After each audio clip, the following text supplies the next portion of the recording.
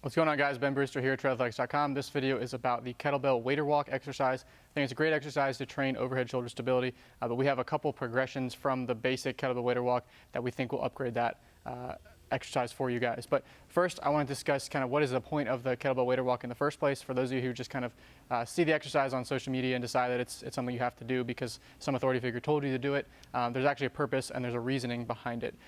So we know the scapula needs to be able to upwardly rotate. Upper rotation is rotation in this direction. We also know that it needs to be able to posteriorly tilt to clear the way for safe layback at the shoulder. So as you go into external rotation during your throwing motion, if this scap is pinned forward in anterior tilt and can't posteriorly tilt, then you're having a conflict at the shoulder and you're more likely to get impingement issues, labrum issues, bicep tendon, supraspinatus. So we know the scap needs to be able to tilt, we know it needs to be able to upwardly rotate, and we know it needs to be able to be flush against the ribcage, not winging off, not unstable on your back as you go through overhead activities. So what muscles are responsible for this? Well, we know the upper trap has a pull in upward rotation of the scapula. We know the lower trap has a pull into upward rotation and posterior tilt. And we know the serratus is going to be one of the main muscles responsible for keeping that scapula flush against the ribcage and driving it into upward rotation. Obviously, there are muscles that oppose upward rotation that we need to be addressing elsewhere in the program if those are particularly adaptively shortened or tight or have issues. But for the sake of this video, we're going to assume that we're just working on activating these muscles in sequence, in congruence, and getting that good stable overhead shoulder position. So that's the purpose of the wader walk. It's adding an instability component in this position of upper rotation, posterior tilt, and moving through this under a little bit of load to teach these muscles to fire in coordination with each other. So without further ado, let's get into the rest of the video. So let's first talk about the regular kettlebell wader walk. Most of you have probably done this already, but Devin's just going to demonstrate this stationary, and we'll put some clips over this video just showing it dynamically. But basically, we're just going to get in that overhead position. The point of the kettlebell is that the center of mass of the kettlebell is away from the handle, so it adds this inherent instability component. And so you got to really co-contract all the muscles supporting the shoulder and scapula to be able to stabilize that overhead position. As far as the position of the elbow, there's some differing thoughts about where exactly is kind of the best position.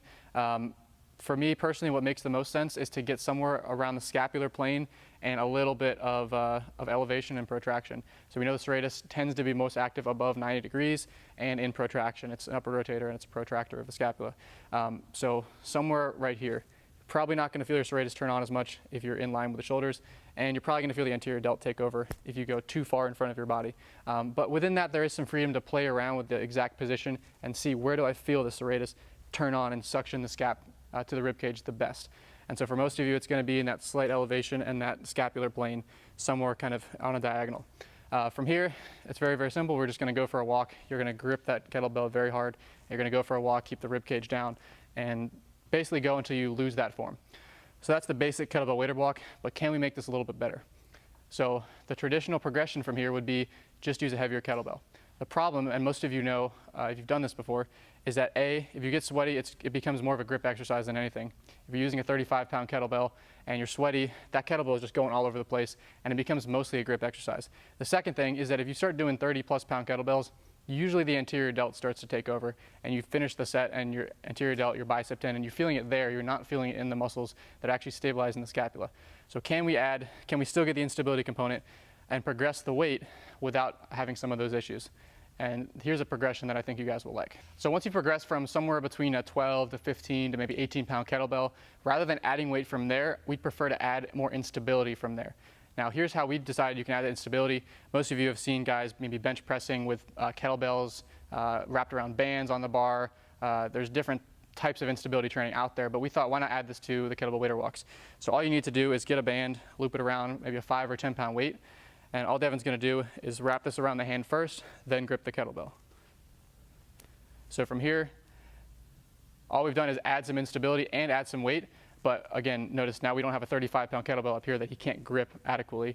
And it's not going to be taking over as much in the anterior delt when you do this. So definitely play around with this as well. You're going to feel as you walk, this plate is going to be bouncing around, and so you're going to really have to stabilize in 3 dimensions, and it really helps coordinate the action of those stabilizing muscles. You're going to feel this significantly more, guarantee you. If you try a 25-pound kettlebell versus a 15-pound kettlebell and a 10-pound plate from a band, try both of those and let us know in the comments which you feel more.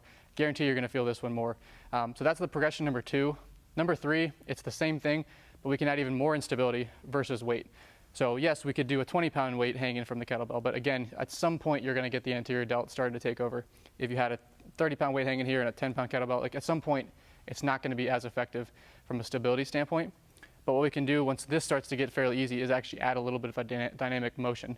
So we're basically skipping. You're going to do the waiter walks, the instability waiter walks level 2, but you're going to do a subtle skip as you go through. And so now it's really going to start bouncing on you as you walk, and that stability component is going to get magnified significantly without adding this huge weight down through the shoulder. So those are the 3 progressions. Play with all of them. I think this is a very valuable exercise, either worked into your general weight room routine or as kind of a pre-throwing or a post-throwing activation or strengthening exercise, depending on how you want to handle the sets and reps. As long as you're doing it at some point throughout the week, I think this is a great exercise to teach coordination of the scapular stabilizers in that overhead position. But definitely give those 2 progressions a try. Let us know what you think in the comments. All right, hold on. Get